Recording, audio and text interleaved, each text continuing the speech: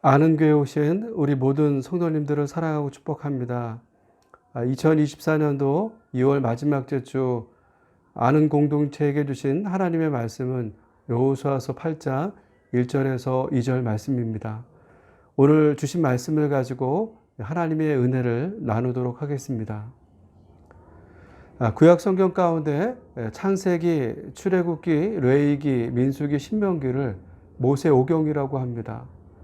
모세 오경 가운데 민수기는 크게 두 번에 걸쳐서 인구 조사를 한 내용을 담고 있습니다. 그래서 영어 성경은 민수기를 넘버스라고 했고, 한자로 보면 백성민, 셈수, 기록하다 기록, 직역하면 백성의 수를 기록한 책이라고 할 수 있습니다. 민수기 1장을 보면 처음으로 백성의 수를 세워서 기록을 했는데 46절에 계수된 총수가 60만 3,550명이었습니다. 그리고 민수기 26장에 가서 다시 한번 백성의 수를 셌는데 26장 51절에 60만 1,730명이었습니다. 둘은 1,820명의 차이가 납니다. 광야에서 40년간 생활을 했는데 이렇게 변화가 적다라고 하는 것은 하나님께서 어떻게 이스라엘 백성들을 인도하셨고 그 은혜가 큰지를 깨닫게 됩니다. 민수기 1장의 60만 3,550명은 출애굽 1세대로 20세 이상으로 싸움에 나갈 만한 자의 수이고 26장의 60만 1,730명은 출애굽 2세대로 1장과 같이 20세 이상으로 싸움에 나갈 만한 자의 수입니다. 모세는 출애굽 1세대를 이끌고 광야 40년을 인도했다면 여호수아는 출애굽 2세대를 이끌고 약속의 땅 가나안을 점령했습니다. 그렇다면 아이성 패배의 원인이었던 아간도 출애굽 2세대로 60만 명 중에 한 명이었을 것입니다. 그리고 그도 여리고성과 아이성 전투에 참여했다라고 하는 것을 알 수 있습니다.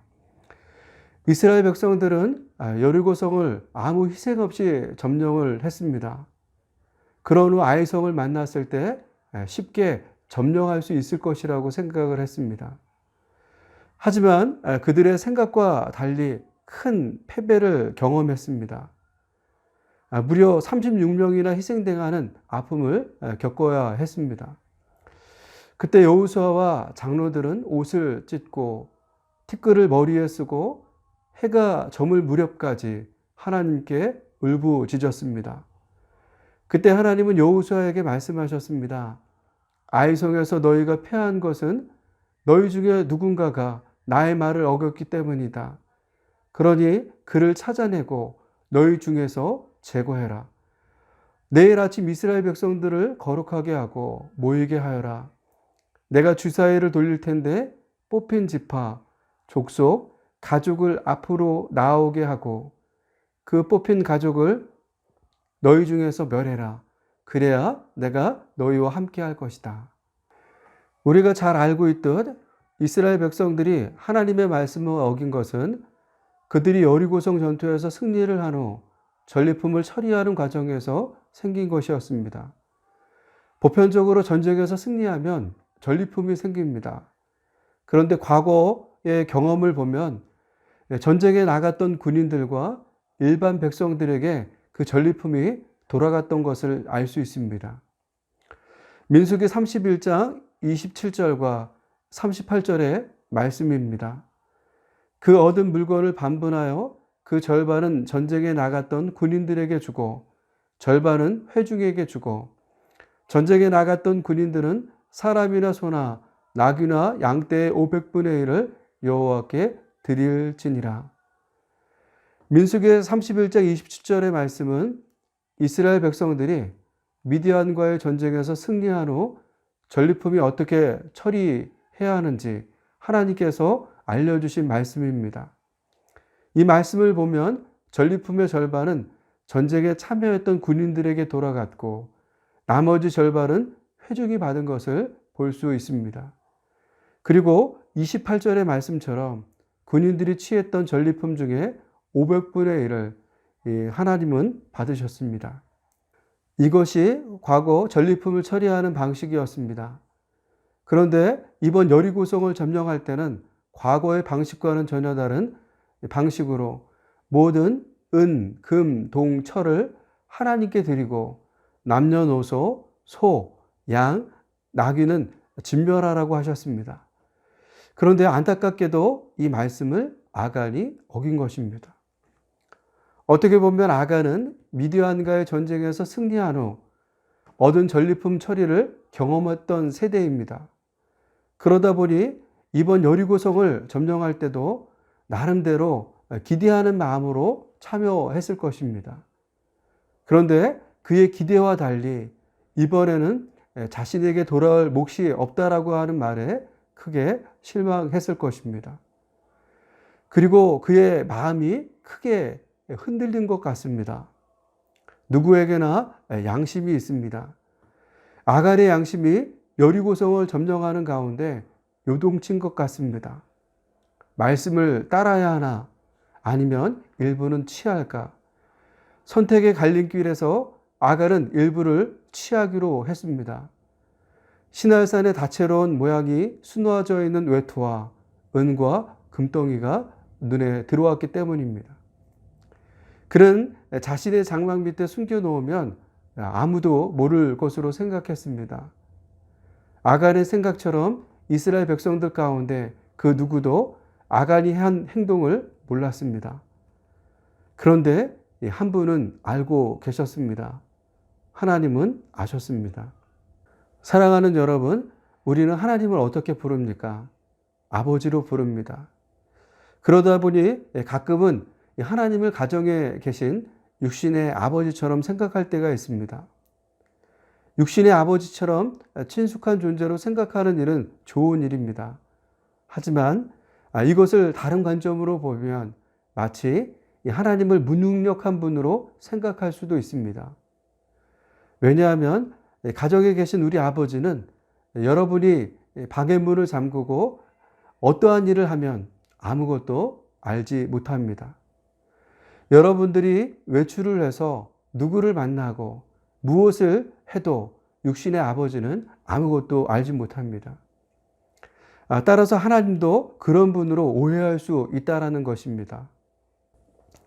하지만 하나님은 우리의 아버지시면서 이 세상을 창조하시고 운영하시고 계신 전능하신 분입니다. 그래서 우리는 그분을 무소부재하신 하나님이라고 고백합니다. 무소부재라고 하는 말처럼 하나님은 언제나 어디서나 계십니다. 따라서 그분의 시설에서 벗어날 수 있는 존재는 아무도 없습니다. 어떻게 보면 이것은 우리에게 엄청난 복입니다. 안타깝게도 아간은 이 사실을 온전히 믿지 못했지만 우리는 이 사실을 온전히 믿고 나아가는 귀한 시간이 되기를 축복합니다. 아간의 일로 여호수아와 장로들이 울부짖을 때 하나님은 내일 아침 말씀을 어긴 자를 찾아내고 제거하라고 하셨습니다. 여호수아는 내일 아침을 기대하는 마음으로 이스라엘 백성들에게 외쳤습니다. 내일 아침 여러분은 거룩하게 하고 하나님 앞으로 나아오십시오. 하나님께서 우리에게 놀라운 일을 행하실 것입니다. 모든 이스라엘이 들었습니다. 아간도 들었습니다. 이 소리를 들은 아간은 어떻게 해야 했을까요? 소리를 듣자마자 자신의 죄를 자복하고 회개해야 했습니다. 그런데 안타깝게도 아간은 이 기회를 놓치고 말았습니다. 왜 이 기회를 놓쳤을까요? 저는 EBS에서 방송하는 인물 사담회라는 방송을 유튜브로 본 적이 있습니다. 이 방송을 보다가 아간이 왜 이 기회를 놓쳤는지 깨닫는 시간을 가질 수 있었습니다.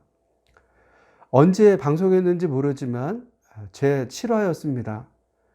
제목이 행동하는 일본의 양심, 노벨 문학 수상자 오에 켄자부로였습니다.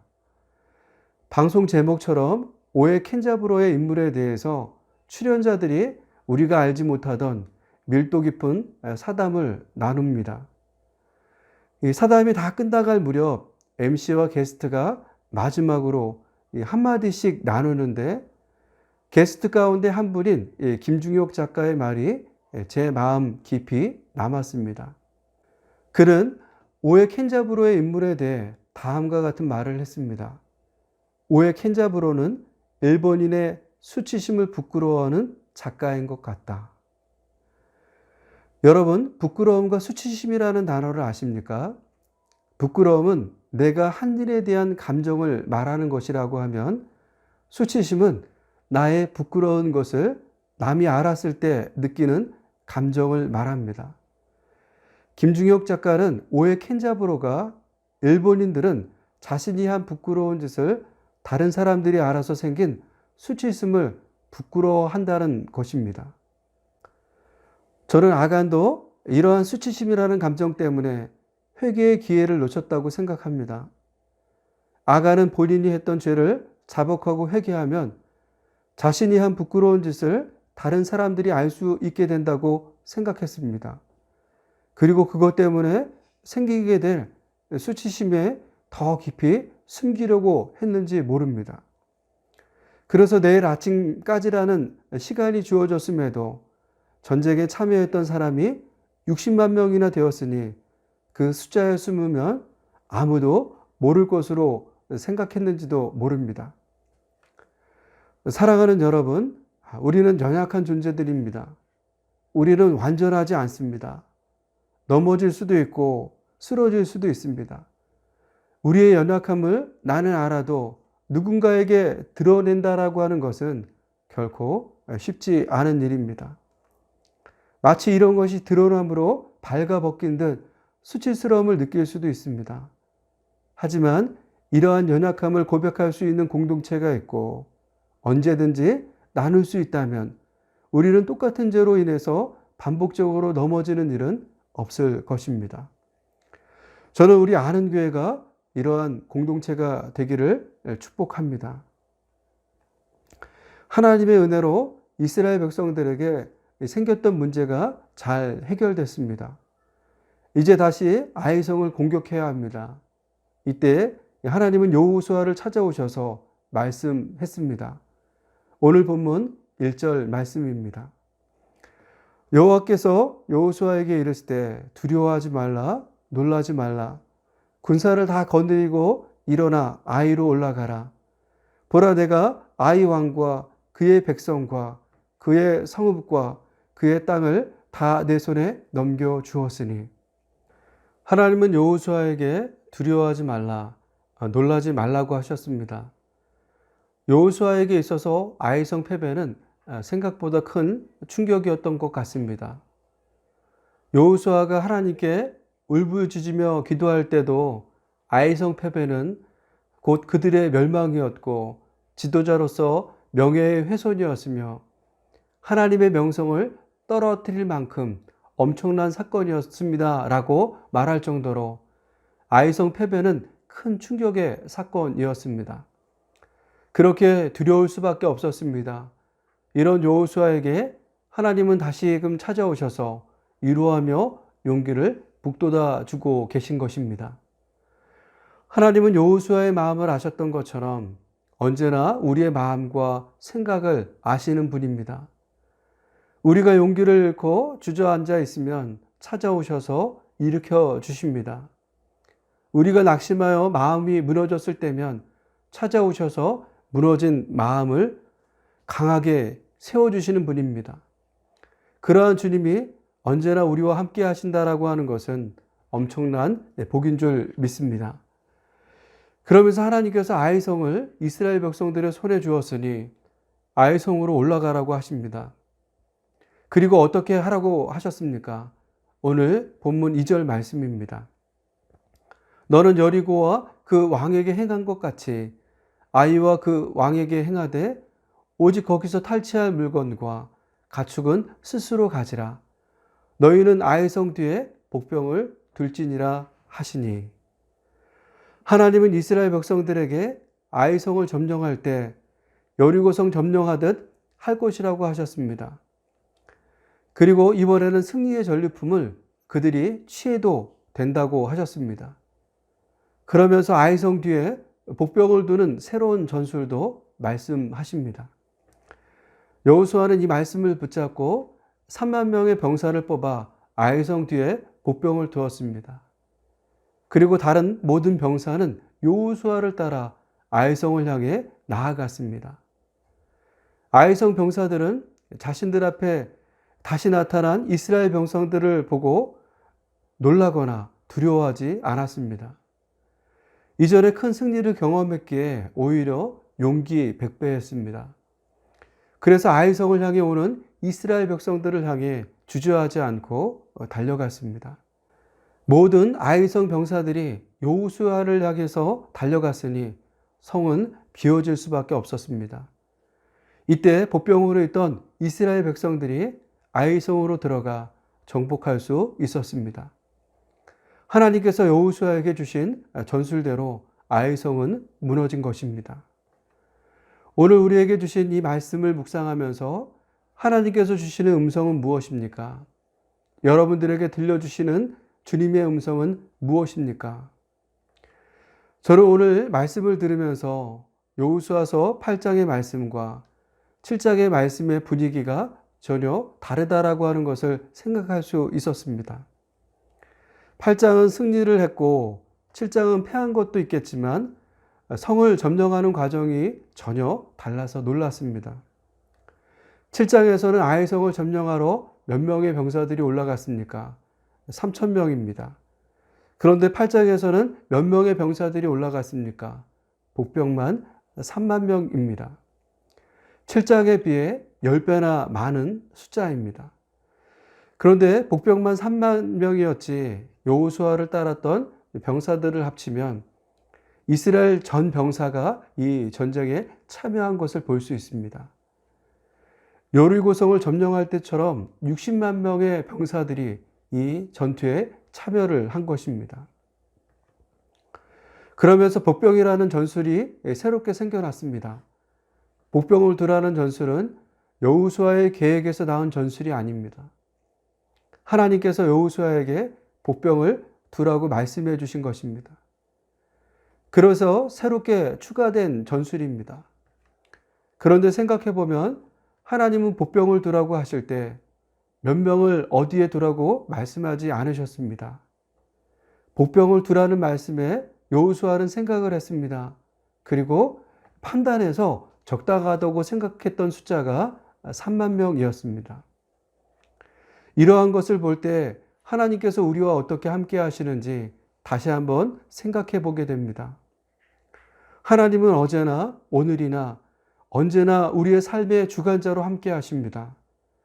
필요할 때 말씀해 주시고 갈 길과 할 일을 가르쳐 주십니다. 우리 삶의 주관자셔서 말씀해 주시지만 그 말씀 위에 우리의 생각과 지혜가 덧입혀지기를 원하신다라는 것을 알 수 있게 됩니다. 우리가 종종 오해하는 것은 하나님께서 갈 길과 할 일을 가르쳐 주신다고 하니까 마치 내비게이션이 길을 안내하듯 세세하게 우리를 안내한다고 생각할 때가 있습니다. 그래서 그 길만 따라가면 소위 말하는 실패 없는 인생을 살 수 있다고 생각을 합니다. 하지만 어느 인생도 하나님은 우리를 내비게이션처럼 세세하게 인도하지 않습니다. 오히려 하나님은 오늘 본문처럼 크게 말씀하십니다. 아이성 뒤에 복병을 둬라. 이것이 하나님께서 하신 말씀의 전부입니다. 얼마나 단순하고 심플합니까? 만약 여러분이 여호수아라면 어떻게 하시겠습니까? 제가 여호수아였다면 저는 하나님께 물었을 것입니다. 하나님, 그럼 몇 명을 복병으로 보낼까요? 성 뒤라고 하셨는데 어느 방향으로 복병을 둘까요? 여호수아도 오늘 말씀에 나오지는 않지만 저와 마찬가지였을 것입니다. 묻다 보니 우선 마음에 감동이 왔고 3만 명을 뽑아서 복병으로 보낸 것입니다. 3만 명을 뽑을 때 여호수아는 아이성을 직접 보지 못한 상황입니다. 그런데 아이성을 향해 나아가 보니 그 성의 형세가 보였습니다. 주요한 길목은 어떻게 되는지, 성 주변은 무엇이 있는지 보이는 것입니다. 그러다 보니 판단이 선명해질 수 있었습니다. 그런 후 어떻게 했습니까? 12절 말씀입니다. 그가 약 5천 명을 택하여 성읍 서쪽 베델과 아이 사이에 매복시키니, 여호수아는 3만 명의 복병 가운데 5천 명을 택했습니다.